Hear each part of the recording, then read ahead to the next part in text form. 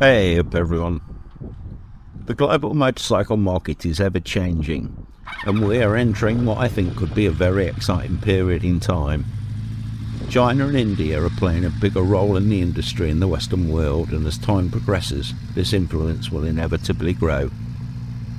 We have had periods when the British, American and European brands were the kings of the road. That changed into an era when the big four Japanese companies became the monsters of our industry. Now, we have multi-industry corporate giants in Europe doing their best to steal that market back, and a whole host of lesser-known companies looking to take a piece of that pie. So let's look at that pie. The UK and European markets pay on average twice as much per motorcycle as people do in the USA. However, the USA pays 3 times as much per motorcycle as they do in India, and 4 times more per sale than in China. India now has the biggest and fastest growing motorcycle market worldwide. I could use actual figures here, but to make it easy, the total revenue from sales in India is 1.5 times as much as the Chinese market, 10 times more than the American market, and 30 times bigger than the UK market. I couldn't get exact figures for the whole of Europe here, but projections would suggest it's close to twice as much as the US market if the UK is included in a whole of Europe figure. In simple terms, for every $1,000 spent in the USA, between $1,500 and $2,000 is spent in the UK and Europe, $8,000 is spent in China, and $10,000 in India. This means that for any multinational company, the Indian and Chinese markets are far more lucrative in many ways than the US or European markets. Revenue from the UK motorcycle market is around 1.1 billion at present. I don't have the figures for the whole of Europe, sorry, but we are probably looking at around the 10 billion range including the UK. Revenue from the motorcycle market in the USA is around 6.4 billion. For China, that's around 23 billion, and for India, around 26 billion. So if you were a manufacturer, where would your focus be?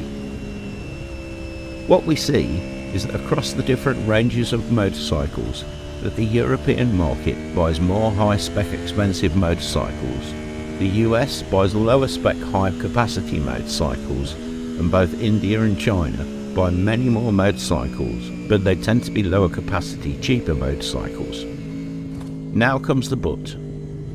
Because there's an ever-growing successful middle class in India and China that's now looking to buy what we would call aspirational motorcycles.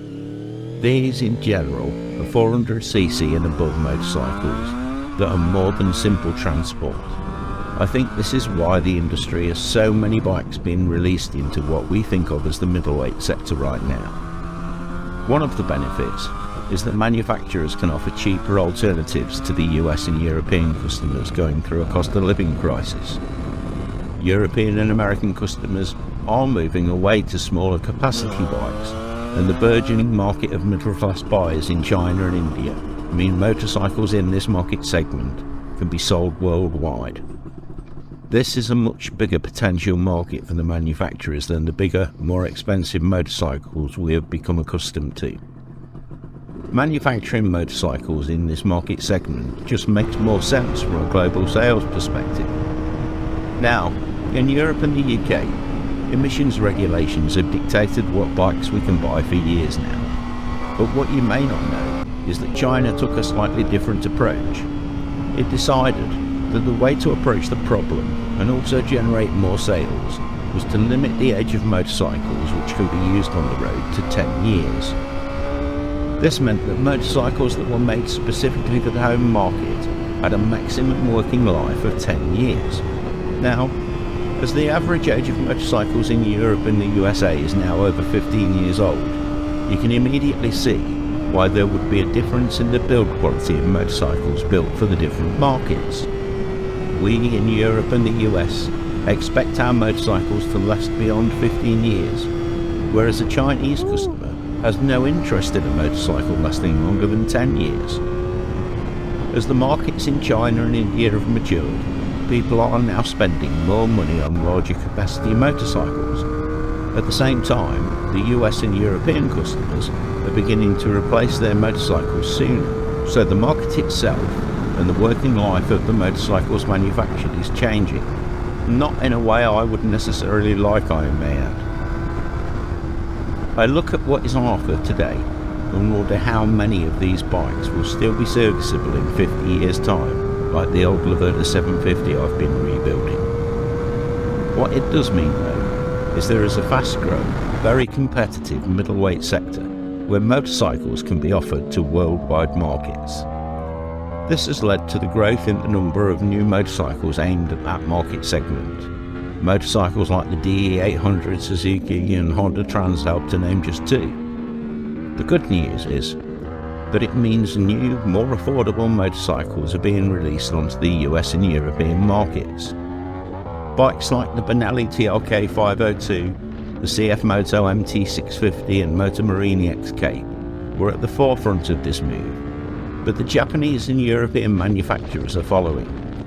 The release of modular middleweights from Aprilia, Honda and Suzuki for 2023, following the footsteps of the MT range from Yamaha and the Ducati Scramblers, and there will be more to come. One market segment has been overlooked a lot by Western markets in recent years. That's the 400cc class, which happens to be the fastest growing sector in both India and China.